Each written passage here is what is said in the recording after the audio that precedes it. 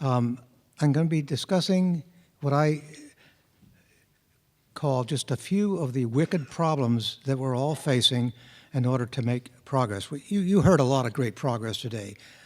A lot of things are happening, a lot of wonderful things are happening, and we're really moving forward. But there still are some impediments to progress which are not easy to solve, and these are called wicked problems.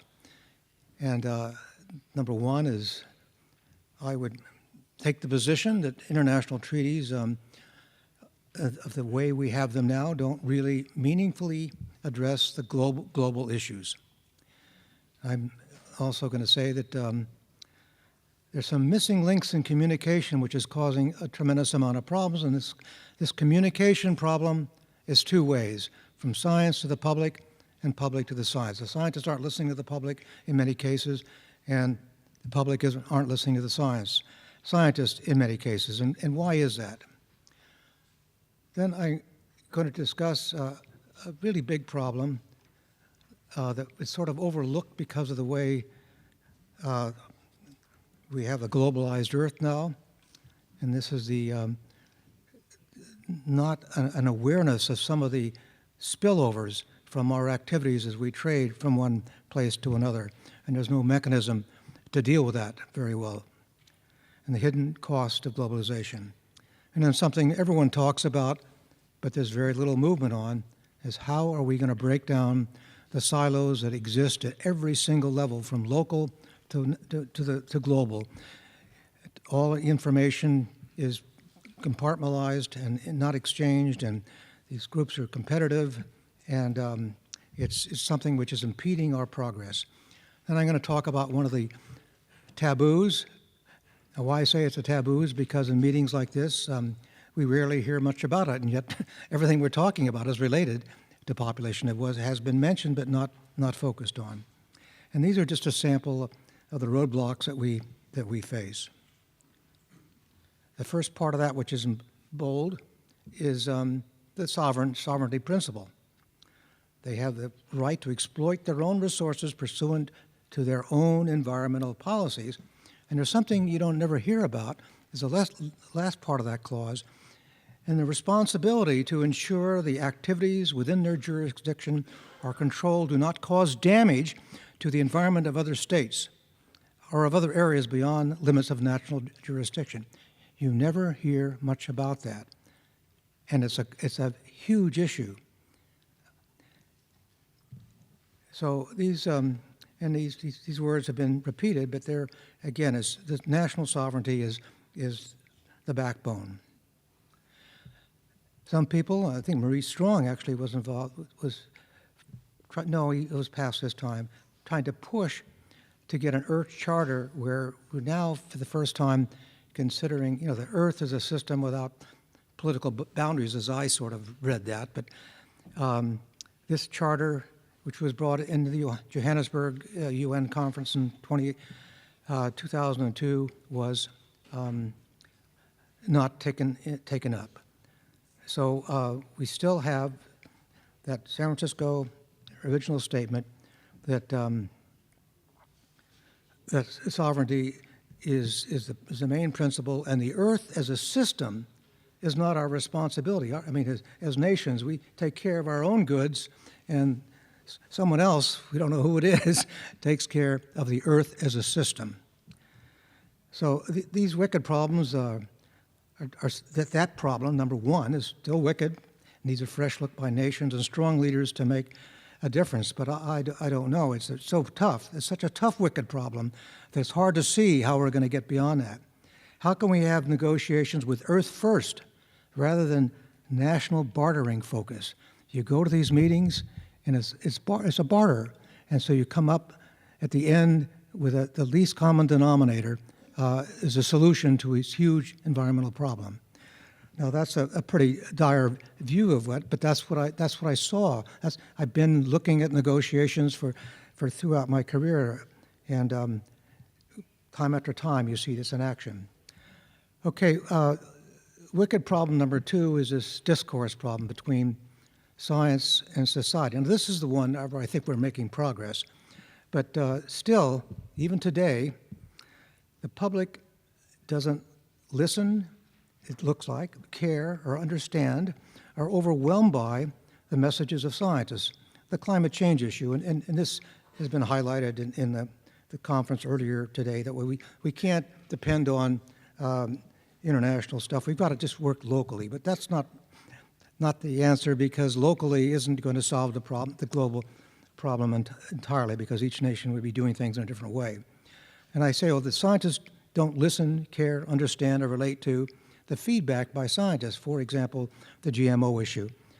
And we are making some progress in this area, but just let me demonstrate that a little better. At the same time, certain scientists, certain groups of scientists seem to be deaf. They're not listening to the public. And this issue is particularly acute in the United States, where the scientists working in molecular biology, and particularly in crops and things like that, they have the same message they keep giving out. These things won't hurt you.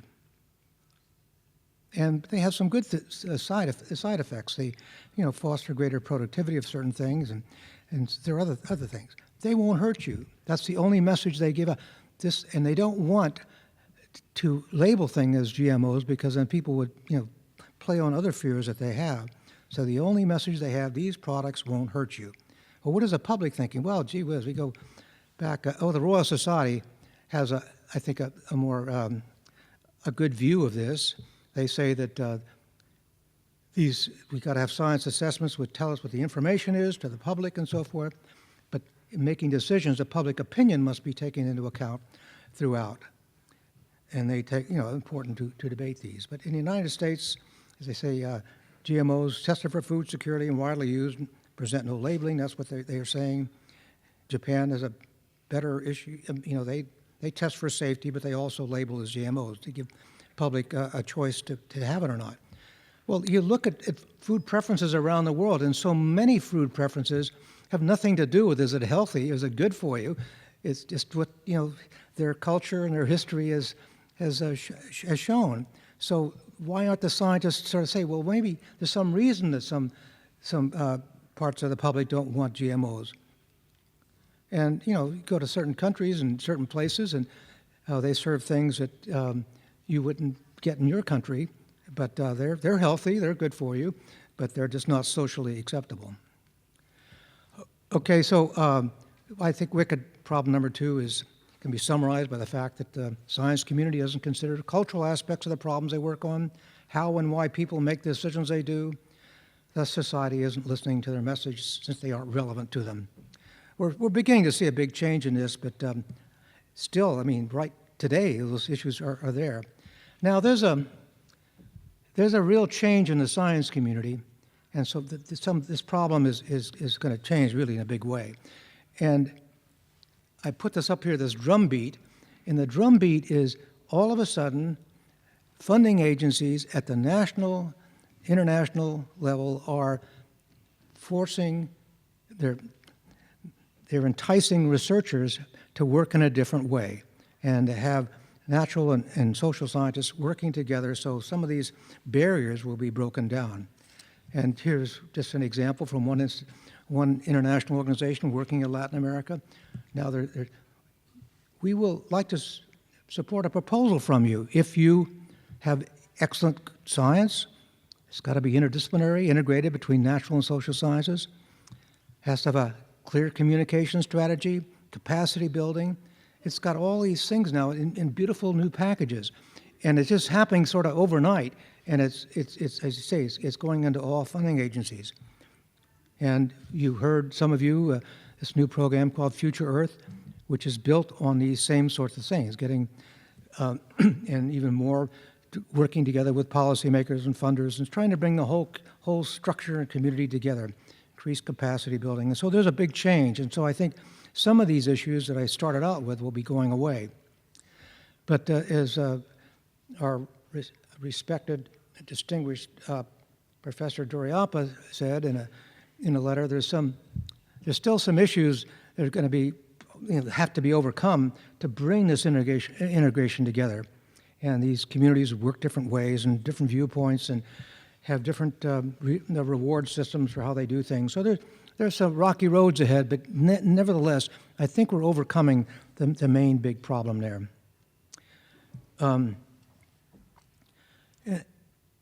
I was involved, like Professor Zachary, in the Millennium Ecosystem Assessment, and that sort of helped drive some of this. Is that the original?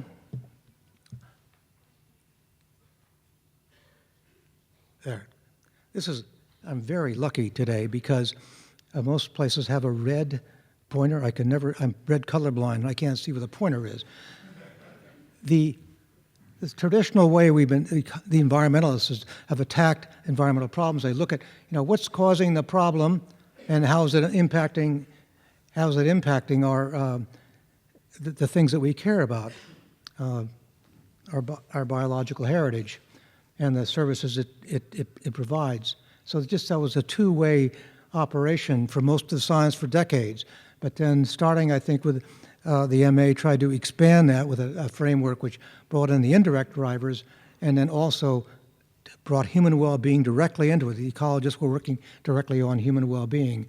So this is sort of the paradigm which has been enhanced by the new Future Earth and also the IPBES, the Intergovernmental Panel on Climate Change, and that's already been discussed. That this has been expanded a little bit more in these new initiatives, and one governance and institutional frameworks are down here in the center because they determine all of these things. So progress is being made. So let me move on. The wicked problem number 3, spillovers, global externalities. Okay, there are many impediments to achieving sustainability and harmony with nature, and some are being addressed now and receiving attention, but we must overcome these wicked problems. Now look at that beautiful picture on the left. I mean, the background of that beautiful picture, the Taj Mahal was the most beautiful structures in the world. And then at certain times of the year, at the river which flows by is kind of a mess. And what we really want to achieve is harmony with nature, and that's on the lower right-hand corner, a scene from Japan. So join us all in trying to overcome these impediments, because we have to move forward, and we're not moving forward fast enough to meet the crises which we're all facing. Thank you very much.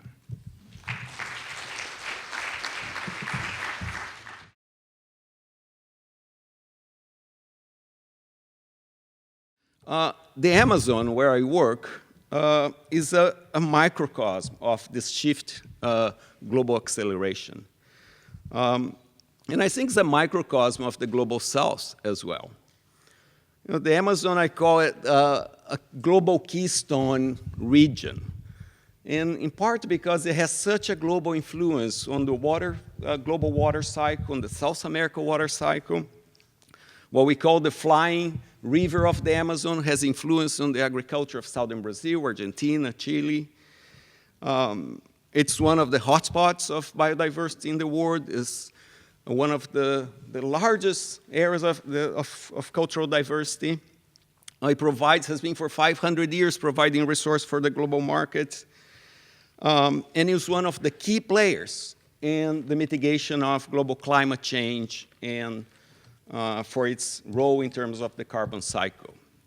A colleague of mine usually say that the Amazon is a carbon bomb waits to be exploded. The pressure created around their urban areas.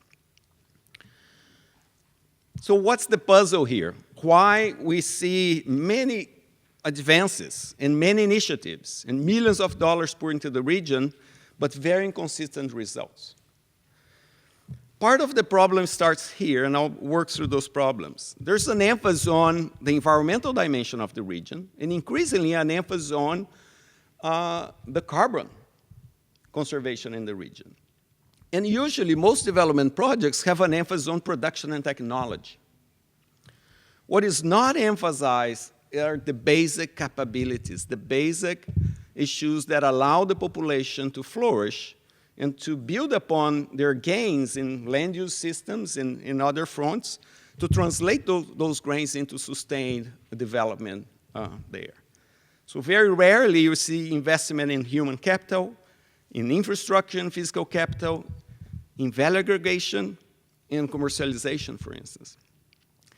And that is, keeps a reality of the region that is very tragic. There's very low social capital in most of these areas, so populations have limited ability to organize and confront those problems. There's a high transaction cost to implement development and to facilitate the conditions of development. There's a very high production cost in the region that makes it not competitive with other areas.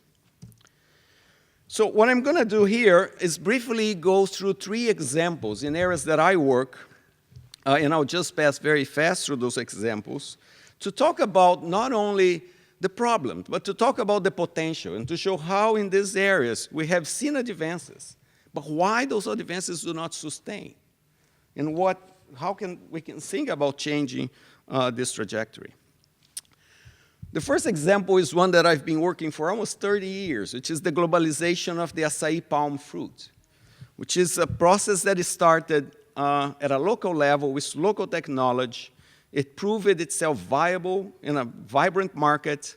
It has proven itself to be environmentally a success. But the population that produces it continues to depend on government aid, and the cities where this product is produced continue to see decay in many of their indicators of quality of life. If you go to Tokyo here, to a supermarket here, you'll find the products that they produce. And this in particular comes from a particular region. Every time I come here, I do my field work in supermarkets to see how those products are entering into the market here and to analyze, among other things, how they are represented in their prices and so forth. But the area that I work is an area where small producers have been able to respond to a market demand that started at the regional level and went on to become a global product by intensifying their agroforestry systems based on their local knowledge and local technology. So with their local knowledge, they have been able, without government intervention, to respond to that and to show the potential of products and local knowledge and technology to engender development. That has transformed the whole region of the Amazon. The whole Amazon Delta and estuary, which is an enormous area, has undergone to what we call a forest transition. There has been a complete stop in deforestation, and basically the whole economy of the region is based on forest management and agroforestry. A great success. The production system has expanded from the 80s to the whole region nowadays. When you look at the value aggregation, though, what you see is that the aggregation of the value of that product happens farther and farther away from the region where it's produced. Nowadays, we have an estimated economy of $2 billion. But most of it is done outside and far away from that part of the Amazon. When you look at the families that produce acai fruit, you see that they benefit a lot from that market. There are great gains. But when you look at their households, most of the families depend on retirement and conditional cash transfer programs, instead on the income generated by an economy such as acai. When you look at the municipalities where those productions happen, this is part of our Belmont Forum project, they haven't been able to handle the pressure of urbanization on their area because they do not see any income coming from a production system that generates such a $2 billion economy.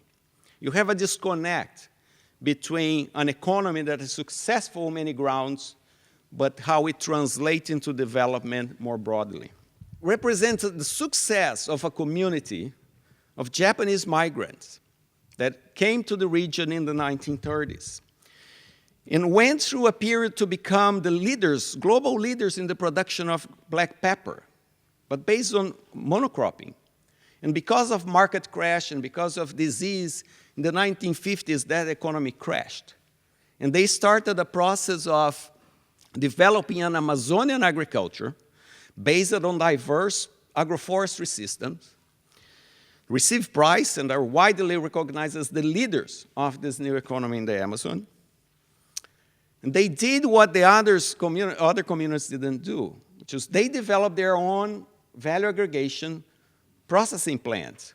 They developed their own representations in the market, and they became extremely successful in creating a global market and controlling the value aggregation of their products to translate to development in the community. But they live in a region which is one of the most poor regions of the Amazon. Their development could not be translated to change the region around them. So it's one of the regions with the lowest human development index. It's becoming one of the regions with the highest rate of violence. So their problem became going beyond find a land use and a market solution to trying to transform the regions around them, to try to transform their neighbors. And they start doing that. And they start expanding the portfolio. Now they're entering into a biofuel and try to bring the agroforest perspective to the oil palm enterprise. They start doing agroforest extension and knowledge dissemination to the neighboring farms. And they open their cooperative for the non-Japanese descent producers to be part of it. They're trying to transform the region. So going back to that beginning, a lot of the development efforts and all the flow of funds, and increasingly the flow of carbon compensation funds, they continue to flow to the region to take care of environmental issues, to take care of carbon. What we haven't seen is a balance where the capabilities that are needed to transform the scenario of the region receive the same attention. The basic infrastructure that is not there and doesn't allow markets to become viable. The value-added added industry that would move the economy of the region from an extractive economy that exports raw material to an economy that is transformative and creative, that is inclusive for the local population. Into human capital and basic service that are the bottlenecks of development in the region. But that takes investment in trust, and that takes continuity, and that takes other perspective to development. Most often, the farmers that are targeting development are seen on a philanthropic perspective, are seen as the receivers of aid and not the partners in development. There's a lot of paternalism, a lot of pilot projects. I say there's a tyranny of pilot projects that do not continue what they start. And also, and the farmers also, and the local farmers, do not see a different position for them to be real partners in this enterprise. But building trust takes consistency. It takes bringing those farmers as equal partners into this endeavor. It takes continuity in investing funds, and take investment that goes beyond the environmental concerns that we have from the outside to the basic infrastructural needs that are needed to allow the farmers and the local populations to take care of their own needs. So the key points that I want to make here is that the first thing, we need to start to think about rural development as interrelated to urban development. I didn't have time to go into here, but a big part of this research has to do with the interdependence of urban and rural areas. Families are as much as circulating and working and doing things in urban areas as they are in rural areas. And we need to see both of them together. We need to change the extractive mentality that dominates still in the region to think about the region as a transformative region of its products, on value aggregation, on some form of sustainable industrialization that would allow the incredible economies that are generated there to remain in the region, to be invested in the municipalities that are mostly insolvent and unable to cope with the pressures that they have. And most important, and going back to many of the definitions here that we had at the beginning, the focus should be on the youth. They don't find a place for themselves because they don't find employment. They don't find conditions in urban areas in which they will find good schools or health services. They are disconnecting themselves from the agricultural economy of their parents, and they are not finding a place in the urban economy and the urban areas that are emerging. That's not sustainable. So my final point is that we shouldn't see the Amazon to freeze the Amazon on time for the sake of its environmental role and other things. We should think about the region as in its potential to create an economy that changes that equation of development, one that will turn the equation to itself, not as an export of wealth, but one where wealth is generated invested in the quality of life of the people that is there. That will allow a region to maintain its global role and to change its current profile of development. Thank you.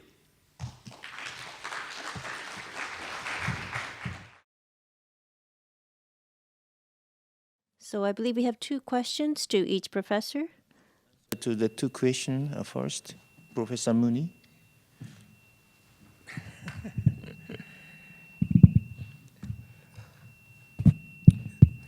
Let's see, I couldn't hear the first question, but the second one, this is awful. I'm having some interference. The second question was, what do I think about a collaboration between ISSS and IPCC? Well, I think it'd be a marvelous idea, but operationally, remember they're different conventions, or they have different representatives. I think there'd be a lot of things to be worked out to make that happen, but maybe they could do it not in a negotiating part, but in the work program, because they obviously are related, for sure. And I think IPCC has been, getting more and more into the biodiversity area, and I think we'll see the reciprocal. So I think it's a good idea, and we have some great leadership in those programs, at least we have had, and I think it'd be amenable to that, and I think it'd be a very positive thing. But I bet there are a lot of stumbling blocks to making it happen because of the structural issues. Now, I didn't get the first question. If I understand the first question correct, that question is about the genetic food, and he think GMO, and he want to know your opinion or evaluation about the genetic food. Well, I think, I don't quite know exactly what the question is, but I think it was, many years ago, I guess when the GMO issue just first came up, I convened a small group of molecular biologists and ecologists to go to Bellagio. Now, if you ever have an invitation to go to Bellagio, say yes. Don't ask what they want. It's a lovely place on Lake Como with it's a Rockefeller estate, and you go there and you have wonderful dialogues. And I think this group came together, and this was just a new issue. And there was a very distinguished molecular biologist and ecologist, and they got along just perfectly well. And they came up with a statement that these things are they're no difference. It's just a product. This is of concern that the how it's produced is not the issue. But I think it's what I was trying to make the case for that is the social part of it. I mean, there are some possible environmental things. We've seen them, but they're pretty minor in terms of interbreeding with the weed populations. But there are more and more safeties on that. So I'm not. So personally, this is my personal opinion. Have no concerns about them, but I have concerns that the scientists aren't understanding why there's so much resistance and meeting that resistance and being fair about it and being willing to label it so people can make their own choice based on their own their values. Thank you very much. So, Brondizio. Thank you. Thank you for both questions. They're both very fundamental questions in many ways. And Mark, you asked whether this scenario is common to other regions. And I would say it's common to most of Latin America, a good part of Africa, or most of Africa, and a good part of Asia. And I'll talk about three common things that you find in these regions that create a similar situation. First is the structural adjustment programs. All these regions have undergone structural adjustment programs in the 1990s, where the role of the government in service provisioning and infrastructure development has decreased. The role of raw material export to balance national budget has increased. And that's common. You find this throughout Latin America. You find this in many parts of Africa and elsewhere. Those create situations that make those regions very similar. Very, they have they have undergone those structural adjustments that we see some of the results today.